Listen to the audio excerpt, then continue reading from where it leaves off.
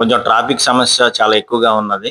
దాని మీద కూడా దృష్టి పెట్టాలి. అదేవిధంగా మీకు తెలుసు ఈ మధ్య కాలంలో మనకు వరదలొచ్చినప్పుడు రోడ్డు మీద బ్లాక్ అయిపోయిందంతా కూడా. అది ఒక పక్క డ్రైన్ వేశారు. ఇంకో పక్క వేయలేదు. సో, పనులు జరుగుతాయని చెప్పేసేసి అంటున్నారు. దాని వెనకాతల ఎలాంటి కసరత్తు జరిగింది? ఫస్ట్ థింగ్ మొదట మీరడిగింది రోడ్డుది. ఎస్కార్ట్ మెయిన్ రోడ్‌లో ఇంతకుముందు ఏమైందంటే, వర్షం వస్తే డ్రైన్స్ ప్రాపర్‌గా లేకపోవడం వల్ల వాటర్ మొత్తం స్టాగ్నేట్ అయిపోయి రోడ్డు మీదే ఉండి, అసలు వాహనాలు కూడా ఎళ్ళలేని పరిస్థితిలో ఉండేది.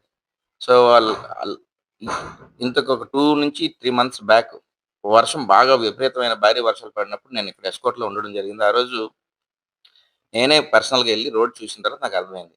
ఇమ్మీడియేట్‌గా దీన్ని ఏదో ఒకటి చేయకపోతే సో, ఈ వాటర్ అంతా కూడా మురికి వాటరు అదంతా కూడా మళ్ళా స్కూల్ గ్రౌండ్స్‌కి, షాపుల్లోకి ఎళ్ళిపోతుంది. ఇది కరెక్ట్ కాదనే ఉద్దేశంతో ఇమ్మీడియేట్‌గా అప్పుడున్న కలెక్టర్ గారితోటి మాట్లాడి, మేము ఇమ్మీడియేట్‌గా అట్‌లీస్ట్ 2 పక్కల డ్రైన్స్ పెట్టి, వాటరు అక్కడి నుంచి వేరే పెద్ద కాలువ ఏదైతే ఉందో దానికి ఆహ్, డైవర్షన్ ఇస్తే, వాటర్ ఉండకుండా ఉంటే చాలా వరకు సమస్యలు పరిష్కారం అవుతాయనే ఉద్దేశంతో స్టార్ట్ చేసాం.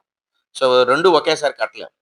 సో, మొదట ఒక చేసేదేంటంటే ఎస్కోట ప్రజల్ని, అక్కడున్న షాపుల్ని, వ్యాపారస్తులు, చిరు వ్యాపారస్తుల్ని అందరిని మేము రిక్వెస్ట్ చేస్తుందేంటంటే, పక్కనే స్కూలుంది. హై స్కూలుంది. కొన్ని వందల మంది, వేల మంది పిల్లలు అక్కడ చదువుకుంటున్నారు. సో, ఆ పరిసరాలని శుభ్రంగా ఉంచవలసిన అవసరం మనకెంతైనా ఉంది.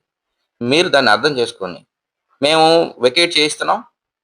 ఒక వారం రోజులు, 10 రోజులు మళ్ళా బానే ఉంటుంది. మళ్ళా మళ్ళీ మామూలే వాళ్ళు మళ్ళా ఆక్యుపై చేసి మళ్ళా రకరకాలుగా కార్యక్రమాలు షాపులని, ఇంకోటని, ఇంకోటని చేస్తున్నారు. పబ్లిక్ కూడా కొంత సహకరించాలి కదా! ఆ!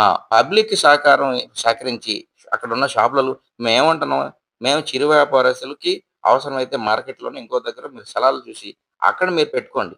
మీరు వ్యాపారాలు చేయండి. మేమందరం మీరు మీ జీవనోపాధికి ఆటంకం కలిగించాలని మా ఉద్దేశ్యం కాదు.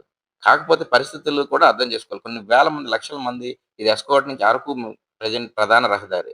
సో, జనాలంతా ట్రాఫిక్ అయ్యి, ఇంకా షాపులందరూ అర్థం చేసుకోవాల్సిందేంటంటే ఇక్కడ పార్కింగ్ సరిగ్గా లేకపోవడం వల్ల వెహికల్స్ ఎవరు ఆపటం లేదు. బడవార దగ్గరికెళ్ళి అక్కడ ఆపుతున్నారు. అందుకని ఇక్కడ హోటల్స్ గాని, లేకపోతే చాలా వరకు బిజినెస్‌లు పడిపోయాయి. కారణం ఏంటంటే, రోడ్డు మీద వెహికల్ పార్క్ చేసుకోవడానికి కనీస స్థలాలు లేవు.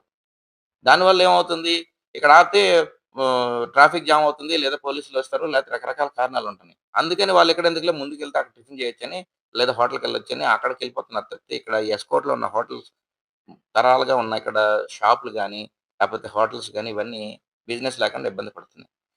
షాపు ఓనర్స్ ఎవరైతే ఉన్నారో వాళ్ళు, గ్రామస్తులు, ప్రజలు అందరూ సహకరిస్తే ఖచ్చితంగా అది క్లియర్ చేసి రెండో వైపు కూడా డ్రైన్ కట్టి, దాన్ని వెడల్పు చేసి, ఒక మంచి ప్రాంతంగా అభివృద్ధి చేయాలనేదే మా ఉద్దేశ్యం. దానికి జనాల నుంచి మేము సహకారాన్ని కోరుతున్నాం.